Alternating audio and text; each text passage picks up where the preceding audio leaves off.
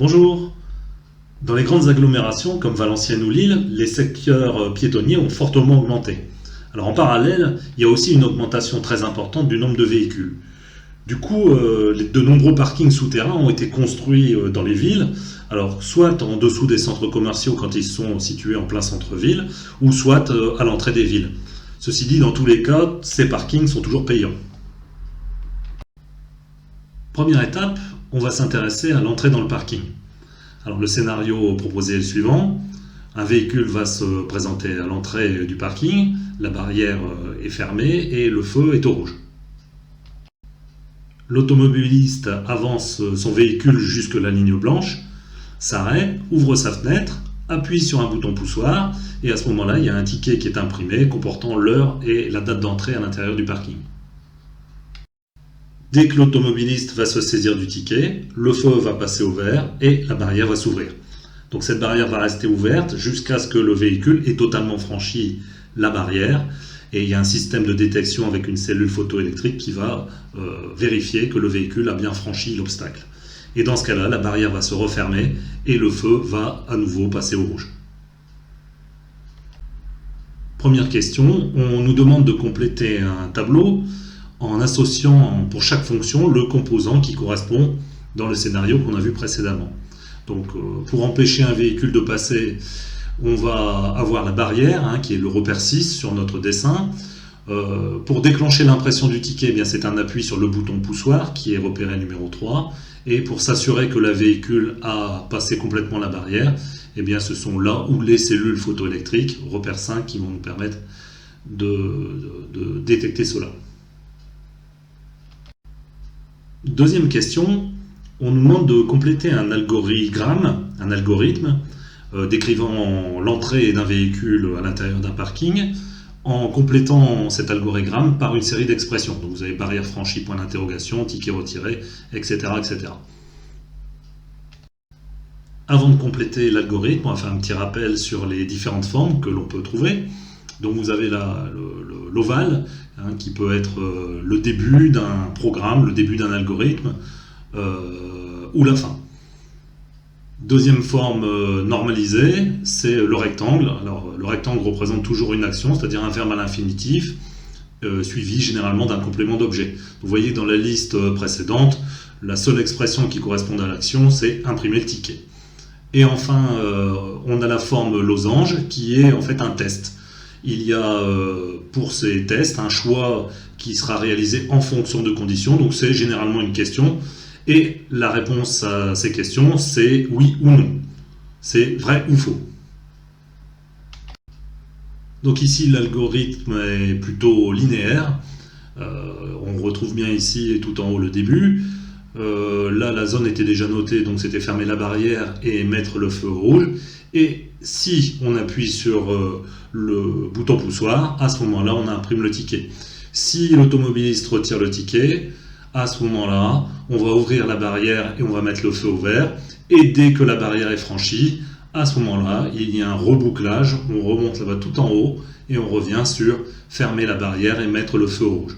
Et ensuite, on a tout un tas de cas sur le côté, à droite, non, non et encore non, qui permettent de reboucler, de faire ce qu'on appelle un tant que, c'est-à-dire que tant que, par exemple ici, la barrière n'est pas franchie, à ce moment-là, on ne va pas fermer la barrière, on ne va pas remettre le feu rouge. La question 3 concerne le choix de la barrière. En effet, il y a deux modèles qui nous sont proposés. Le modèle A, qui est un modèle classique que l'on trouve sur les voies de chemin de fer, par exemple, pour empêcher le passage des véhicules lorsque le train circule. Et on veut remplacer ce modèle A par un modèle B, qui est un modèle constitué de deux parties qui sont articulées. Et on nous demande, c'est de donner l'intérêt de ce nouveau modèle, donc du modèle B, par rapport au modèle A. Dans cette vue, vous avez le modèle A placé en deux positions, la position fermée et la position ouverte. Donc vous voyez qu'en position ouverte, eh bien, il y a un problème, c'est que pour que la barrière soit totalement ouverte, il faut que le plafond soit relativement haut. Dans cette seconde vue, vous avez le modèle B, là aussi en position fermée et en position ouverte. Vous voyez que quand vous avez la position ouverte, la barrière étant composée de deux parties, eh bien, le gain de hauteur par rapport au plafond est relativement important. Voici donc une proposition de réponse. Donc l'articulation permet un gain de hauteur lors de l'ouverture, notamment pour les parkings dont le plafond est relativement bas, ce qui est d'ailleurs le cas des parkings souterrains. Alors j'entends déjà certains d'entre vous qui vont me dire « Oui, mais avec ce type de barrière, les camions, les camionnettes ne peuvent pas passer ». Alors ils ont tout à fait raison, sauf que il faut revenir à l'origine de notre parking. La barrière est destinée à équiper un parking souterrain. Donc de toute façon, dans ces parkings souterrains, n'iront jamais aucun véhicule de type professionnel, c'est-à-dire un camion, une camionnette. Dernière question, on nous demande d'indiquer le type de mouvement qui est réalisé par chacune des deux parties de la barrière articulée. Dans cette vue, vous pouvez voir l'extrémité de la barrière. Donc c'est ce qu'on appelle la partie 1 et elle est représentée en vert. Donc vous voyez qu'en position fermée, la partie est horizontale. En position ouverte, cette partie est encore horizontale. Et tout au long du cheminement de l'ouverture de la barrière, eh bien, cette partie va rester horizontale. Donc elle effectue un mouvement de translation de sa position initiale vers sa position finale. A contrario, dans cette deuxième vue, la partie 2, qui est là aussi représentée en vert, démarre sa position initiale en position horizontale pour pivoter et se retrouver en position verticale. Donc elle est animée d'un mouvement de rotation. Elle va se comporter un peu comme des aiguilles de montre qui seraient articulées autour de cet axe de rotation. En synthèse, la partie 1 est animée d'un mouvement de translation, la partie 2 est animée d'un mouvement de rotation. Deuxième étape, on va s'intéresser maintenant à la recherche d'un emplacement libre dans un parking souterrain. Alors il faut savoir que c'est souvent difficile visuellement de trouver une place libre dans un parking souterrain parce qu'ils sont souvent bondés et les automobilistes passent d'étage en étage à la recherche d'une place disponible.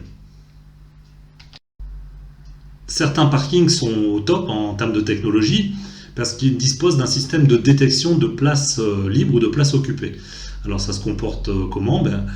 Déjà l'automobiliste va voir si une place est disponible grâce à un plafonnier qui est en position verte lorsque la place est libre et qui est au rouge lorsque la place est occupée. Alors comment ça fonctionne? Eh bien on dispose au niveau du plafond au-dessus de la place d'un capteur ultrason qui va détecter qu'il n'y a aucun véhicule installé juste en dessous de ce capteur et dans ce cas-là le plafonnier va passer au vert. Si par contre un véhicule vient s'engager en dessous du capteur, à ce moment-là, le plafonnier passe au rouge. On nous demande de compléter un extrait de programme décrivant la situation précédente à l'aide d'une série d'expressions. Les expressions sont les suivantes, il y a rouge, 2 mètres, plafonnier, distance et vert. Alors voilà le résultat proposé. Donc dans un premier temps, la distance qui est lue par le capteur ultrason va être rangée dans une variable distance et ensuite on va faire un test sur cette variable distance. Si la distance est supérieure à 2 mètres, nous sommes dans ce cas-là, il n'y a aucun obstacle, aucun véhicule qui est placé en dessous du capteur ultrason, donc le capteur va renvoyer une valeur qui va être supérieure à 2 mètres, donc dans ce cas-là, le plafonnier lumineux va passer au vert. Par contre, c'est le fameux sinon, par contre, si un véhicule vient se loger en dessous du capteur ultrason, donc dans ce cas-là, le détecteur va détecter une valeur qui va être inférieure à ces 2 mètres, donc dans ce cas-là, le plafonnier va passer au rouge. La troisième étape va concerner le renouvellement de l'air à l'intérieur du parking. Alors le renouvellement de l'air est nécessaire à l'intérieur d'un parking souterrain parce que quand des véhicules thermiques diesel ou essence vont circuler à l'intérieur d'un espace qui est clos, forcément il va y avoir une accumulation de gaz qui vont être toxiques pour l'être humain. À partir d'une représentation complète de l'ensemble d'extraction d'air, on se propose, c'est de compléter la chaîne d'énergie et la chaîne d'information de ce système. Pour la chaîne d'information, il faut compléter les 3 zones acquérir, traiter et communiquer par 3 éléments parmi les 6 proposés dans la liste de l'ensemble d'extraction d'air. Une chaîne d'information commence toujours par le terme acquérir et donc par un capteur. Donc ici nous avons le repère 3 qui est le capteur de gaz. Le capteur de gaz est relié à l'automate qui va traiter l'information. Et pour informer les utilisateurs du fonctionnement du système, nous avons une communication qui se fait vers un écran de visualisation. En synthèse, on a donc capteur de gaz, automate de gestion, écran de visualisation. Le but de la chaîne d'énergie est de convertir une source d'énergie, en l'occurrence ici en énergie initiale on va avoir le réseau électrique, et on souhaite convertir cette énergie électrique en une énergie mécanique, ici le groupe d'extraction qui comporte un moteur et une hélice.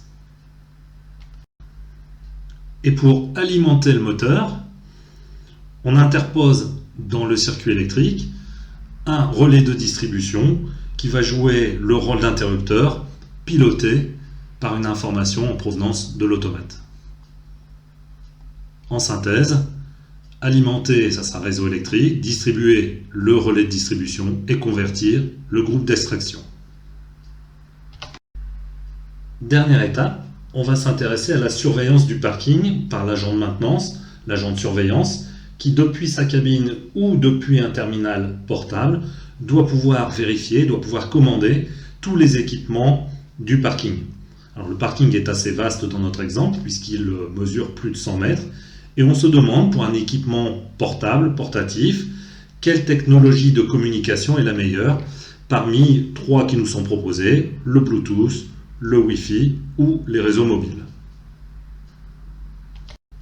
Grâce à un diagramme de choix de technologie sans fil en fonction de leur portée, on va tracer une zone qui correspond à 100 mètres, c'est-à-dire la dimension du parking, et on va s'apercevoir que parmi les 3 technologies, il y en a une qui ne convient pas, c'est la technologie Bluetooth, puisqu'elle n'est pas dans la zone concernée.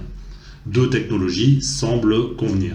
Donc on peut justifier dans notre tableau que le Bluetooth ne convient pas parce que la portée est insuffisante, que le Wi-Fi est satisfaisant puisque la portée peut atteindre apparemment plus d'1 kilomètre en espace dégagé, et on pourrait penser que le réseau mobile serait meilleur.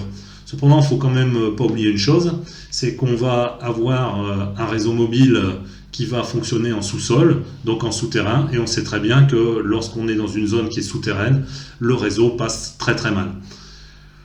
Voilà, donc c'est pour ça qu'on justifie cela par un non plutôt qu'un oui, hein, pour la réserve du fait que des problèmes de perception du signal peuvent être un risque pour le bon fonctionnement du système. Voilà, c'est tout pour aujourd'hui. À très bientôt!